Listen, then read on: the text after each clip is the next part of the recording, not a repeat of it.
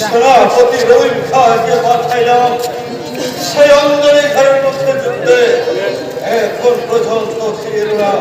ইহার কারণ আমি যথাসময় যুদ্ধ হতে ফিরে এসেছি মহারাজ। সেনাপতি রহিম খাঁ, যুদ্ধের সংবাদ কি?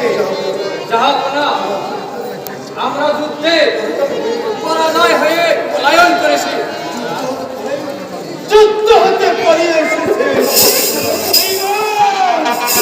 এই কথা বলতে তোর চিৎকার খসে পড়ল।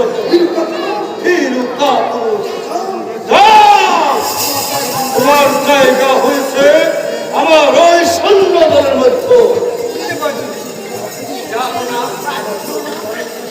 আমার প্রথম নামের জন্য আপনি ক্ষমা করেন জাহাপনা।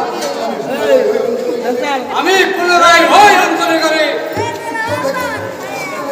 উদ্ধবকে আক্রমণ করবো। আমি দেখবো ওই মহান নায়ক ভারতে কত শক্তি আছে। আমি তোমাকে প্রথম ভরের জন্য ক্ষমা করলাম।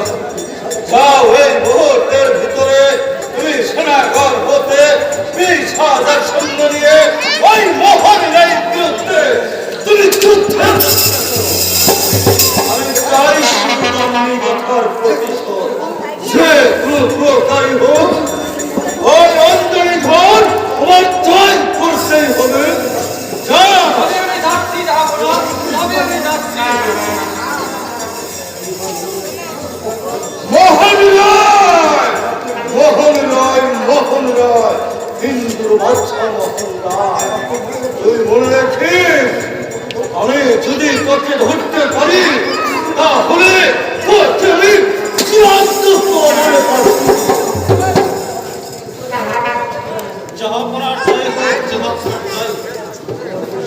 বলো তৌসিলদার, তুমি কি ওই সুন্দর বলে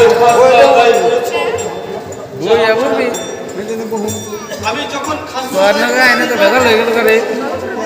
জানি না টাকা এক নাসির টাকা আমাকে বাধা বেড়ে গেছে কেন আমি তখন ওই ডাকাতের হাত হতে কোনোমতে জীবনকে পড়িয়ে একটি বলছো তৌসিলদার, তোমার হাত থেকে অস্ত্র তোমার বাহু থেকে শক্তি ছিল না, তুমি ওই ডাকাতকে হত্যা করতে পারো না।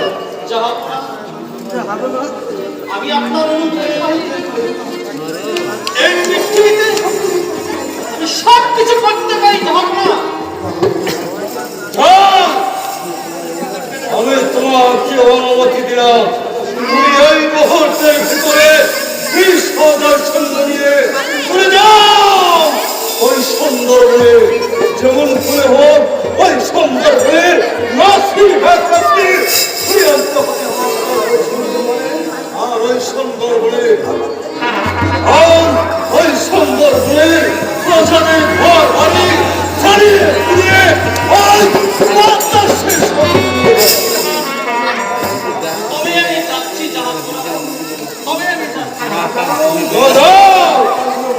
তুমি আর বিলম্ব করো।